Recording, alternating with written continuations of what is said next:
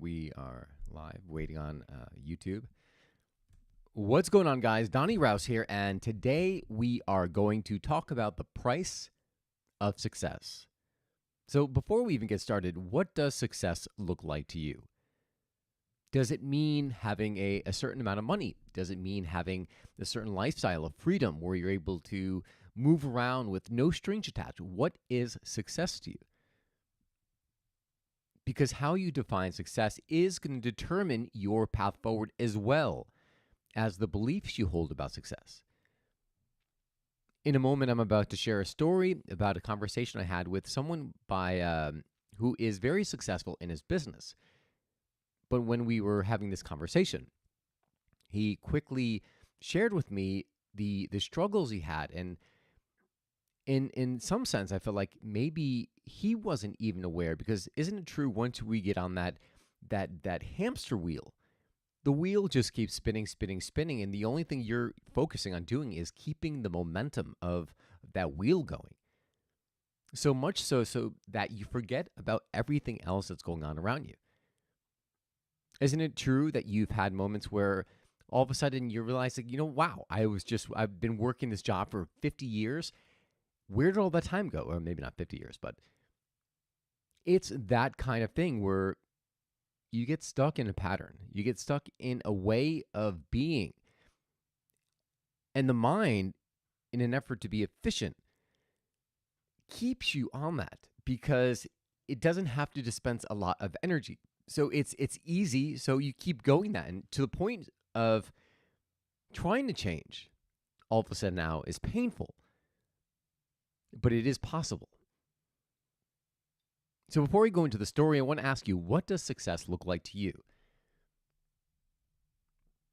If it is a monetary value, write down exactly what that monetary value is. If it is a type of lifestyle, write that down as well.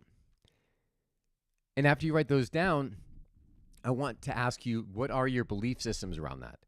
Like, in order to have this thing, what do you believe has to happen? Do you believe that you have to work, like from 9 in the morning till 9 at night in order to have this level of income or this type of lifestyle? What are the belief systems behind that? And then also, I want to ask you a different question, and this is perhaps the most important question. What do you value? So if you're someone who values freedom, then being stuck in a 9 to 5 or a 9 to 9 is going to literally drive you nuts. If you're someone who values people, then sitting at a desk doing a job with no interaction is going to be the death of you. So it's important to understand what are your values? If family is a big value, right, then not being able to spend time with them is going to eat you up inside. What are your values? Write those down as well. So yesterday I had a conversation with someone that I was connected with by my brother. And we were just talking about business. We both work in the same industry, and this person is very, very successful in the industry. And one of the first things, as we just met, one of the first things he had mentioned was how he had taken the day off, and normally he can't even get to the pharmacy to pick up a prescription because by the time he gets home, it's 8 o'clock at night. Working out of state, I can only imagine that when he's leaving for work, he's leaving early morning. He's probably leaving around 6 o'clock in the morning and getting home at 8 o'clock at night. So already in my mind, I'm like, wow, that is literally the entire day. If you're driving, doing that commute and working the entire time, by the time you get home, you're mentally drained. You really don't have much energy for anything else. So as we went on, he was sharing with me just the fact that he had been doing it for so long and how quickly the time went by. And I thought of myself, like, isn't that true? I've been in the coffee industry for 23 years now. And I say the same thing. Like, I can't believe it's been 23 years. I look back at where I started. I mean, leaps and bounds from where I am today. But it just seemed like, I mean, I almost like I don't even remember, but it was so 23 years ago I started. And it seems to have gone by in a moment. One of the things that I'm happy that I pride myself on was that I didn't wait to enjoy the things that brought me like passion. I didn't wait to do the things that brought me joy. So the entire time, well, not nevertheless, I'm in a career path that I find extremely joyful. Like I love coffee, so I made the right choice there, right? I could have stayed in finance, which was my original career path, and I would have been dead inside. Thank God I didn't stay in finance. Not to knock anyone who's in finance, it just was not the career path for me. It's not what lit me up. And it's not to say that doing coffee has been like a cakewalk either, because there's been many challenges there as well. But from the time I left, I had done some trips, and I knew that what brought me passion was traveling and getting outside.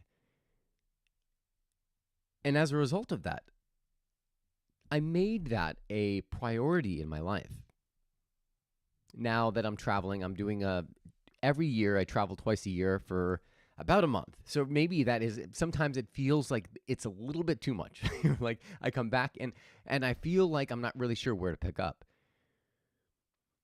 But and sometimes it feels like when I get back, I'm kind of like taking a couple steps back, and then I have to like regain my footing and then move forward again. And so I guess there's two extremes there.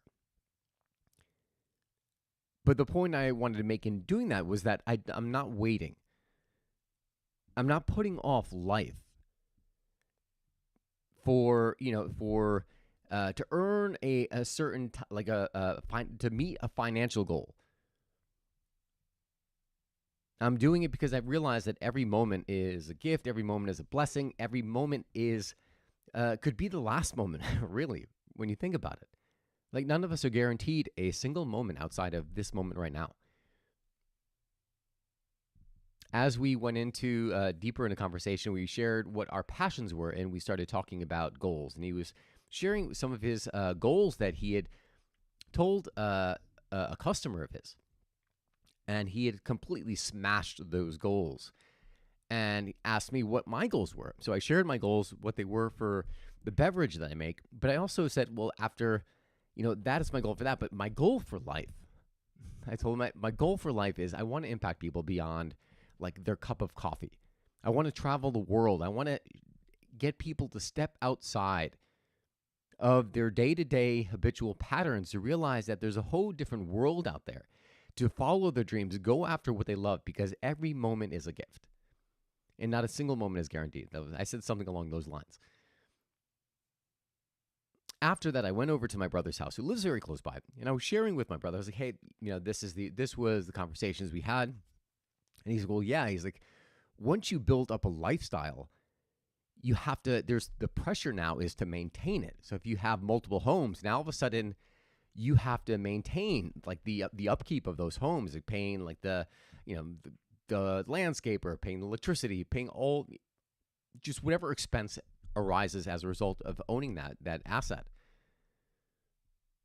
And then my brother went on to say something along the lines of, well, listen, it's one or the other, right? Like if you want this lifestyle, then you have to do that. And I, at first I was like, well, no, hell no. Hell no. I'm not going to be a slave to a lifestyle of having to, earn a nominal amount of money in order just to maintain a lifestyle. I would not do that. This morning when I woke up, I was thinking about the conversation I had with my brother, and I was like, this is bullshit. This is complete bullshit. It's just a shitty belief system, right? Who's to say that to think that you have to work yourself to the bone and have no time for yourself so that you could have a lifestyle, like a certain lifestyle. And what is that lifestyle really? Like, what are you really sacrificing? You're giving your time to for money, and then you don't even have the time to spend it.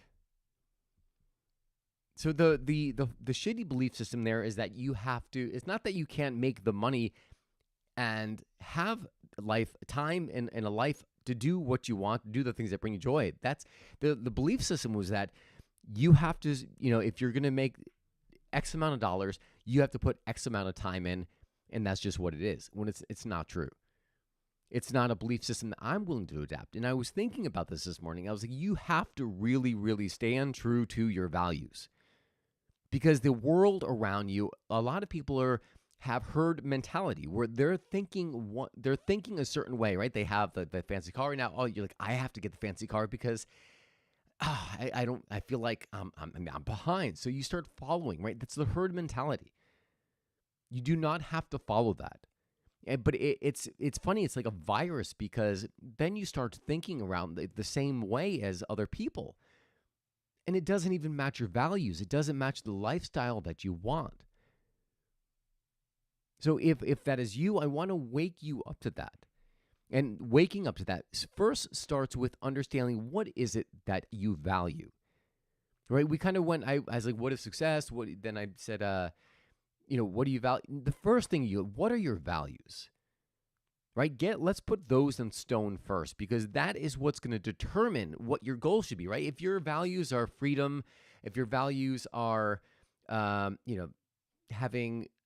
your financial needs taken care of, like you have to know what your values are, and then meet the goal to align with those values, right? So if you're like, I want to be financially free, where it allows me to travel, and I can work in a passion project where I impact the world through X, right? All right, that's a goal. Or that's it, you're sharing your values, you're making it part of the goal. What do you need to make that happen? A lot of people, if you're starting with the goal, you may aim for like the $5 million, $10 million, $30 million, whatever it is a year. But you may be aiming too high. And what I mean by aiming too high, meaning is that your values are set right here, right? In order to meet those values, in order to be where you want to be, you may only need to make 500,000, 100,000, whatever it may be. So all this other stuff is just all this energy you're going to dispense, but you've already met your goal. So what is the point? What is the point? Because it's costing you your livelihood. It's costing you your life. It's costing you joy.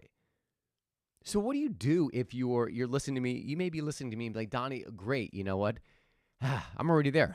Like I'm stressed out. I spend so many hours a day at work, and it's just to maintain this lifestyle. I've become a slave to my things. What do I do? The answer is actually pretty easy, but probably not hard, because maybe it might come with gossip from other people, like, oh, wow, they're selling all their things. Well, I just gave you the answer right there. To let go of the things that are holding you captive. Holding on just to the essentials. Now, that's easier said than done, because sometimes people gossip, maybe they'll talk, maybe that's an influence on it. Or maybe you do get some enjoyment out of something and you just don't want to give it up. In which case, you have to weigh the two out, right? You could have the vacation home that you spend 1 week a year, or you could just rent one, for 1 week a year. It's going to be a hell of a lot cheaper, right? But you have to simplify your lifestyle. But I don't want to project here, because it's all based on what you want. Maybe you get extreme joy out of, maybe the person I was talking to got extreme joy out of managing this company and going to work every day. Maybe that's what brought them joy.